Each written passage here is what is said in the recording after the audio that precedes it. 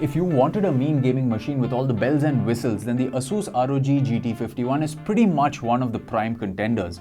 There are multiple SKUs under the GT51 series, with the higher ones coming with two Titan X GPUs in SLI, but the Titan X is overkill for gaming and the GTX 1080 is the more sensible choice.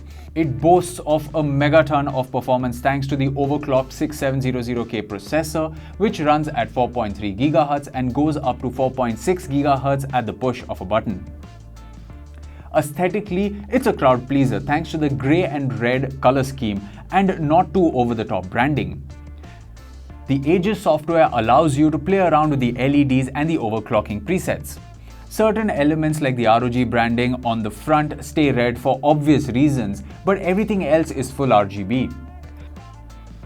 Most of the exterior of the chassis is plastic, so you'd assume the unit was lightweight, but the moment you lift one, that illusion vanishes.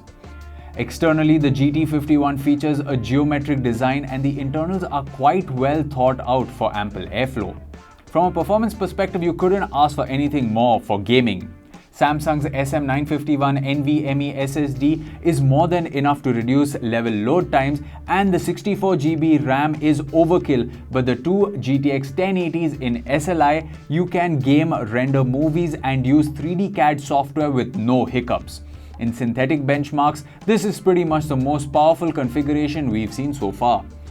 Real-world performance, on the other hand, paints a slightly different picture, as most games aren't properly optimized for SLI, so you'd best do a little research if you don't get good FPS in certain new games. Thank you for tuning in, and for more videos like this one, you can subscribe to the Digit channel.